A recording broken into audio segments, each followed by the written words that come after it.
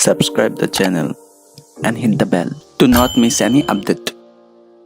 In this video, I'm gonna explain Preamble to the Constitution of India along with case laws. The Preamble to the Indian Constitution is based on the Objectives Resolution drafted and moved by Pandit Nehru on 13th of December 1946 and adopted by the Constituent Assembly on 22nd January 1947. It has been amended by the 42nd Constitutional Amendment Act 1976, which added 3 new words: socialist, secular, and integrity. Muhammad Hidayatullah, a former Chief Justice of India, observed, "Preamble resembles the Declaration of Independence of the United States of America, but is more than a declaration. It is the soul of our Constitution, which lays down the pattern of our political society." The Preamble reads, "We, the people of India, having solemnly resolved to constitute India into a sovereign,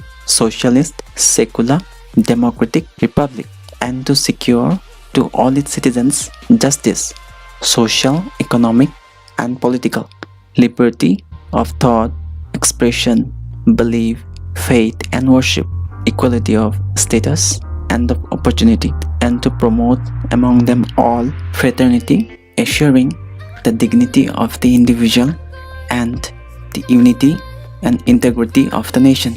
In our Constituent Assembly, this 26th day of November 1949, do hereby adopt, enact, and give to ourselves this Constitution." Ingredients of the Preamble. The Preamble has 4 ingredients or components. Firstly, source of authority of the Constitution.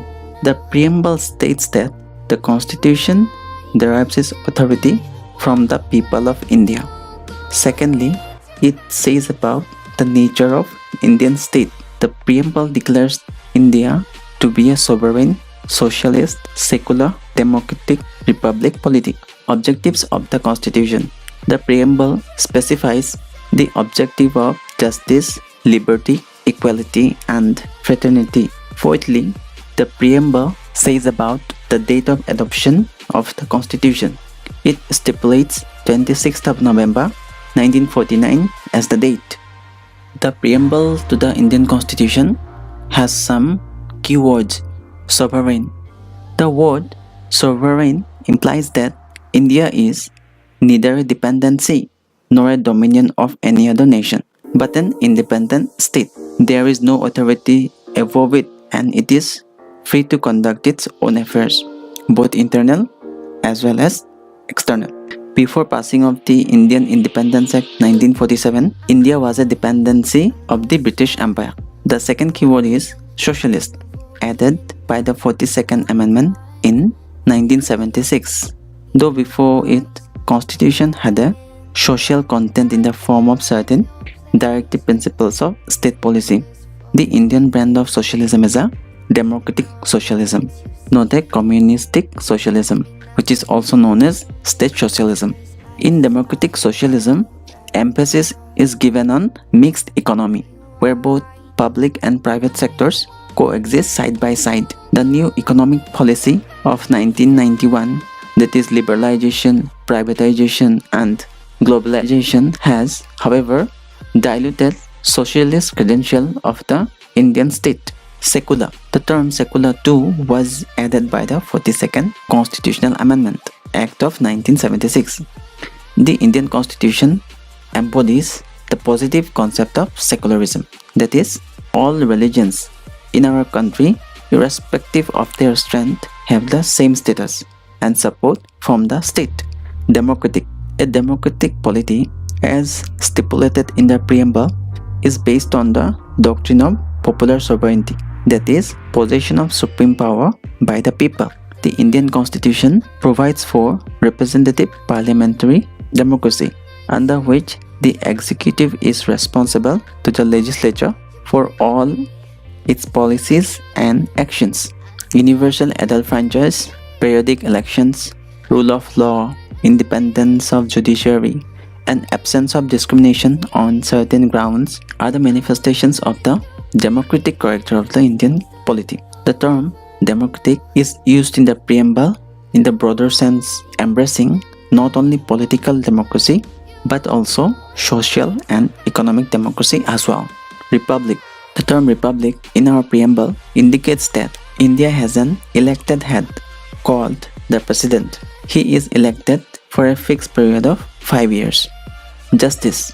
The term justice in the preamble embraces three distinct forms: social justice, economic justice, political justice, secured through various provisions of fundamental rights and directive principles.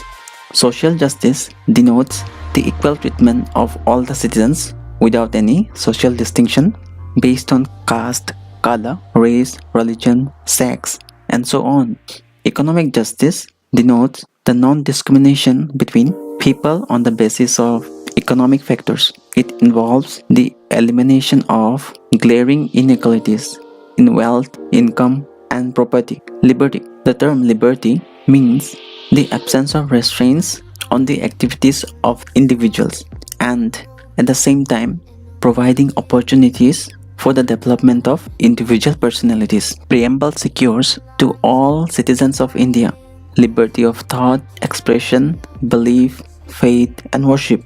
The ideals of liberty, equality, and fraternity in our preamble have been taken from the French Revolution. Equality. The term equality means the absence of special privileges to any section of the society and the provision of adequate opportunities for all individuals without any discrimination.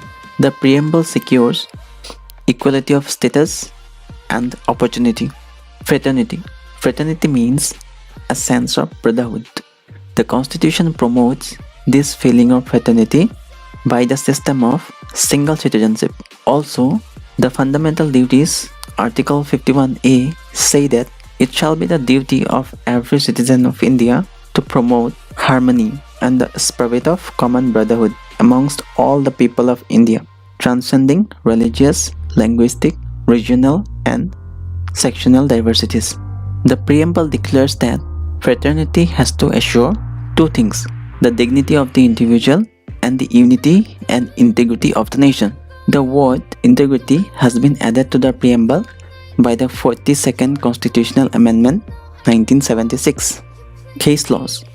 There are some case laws which are related.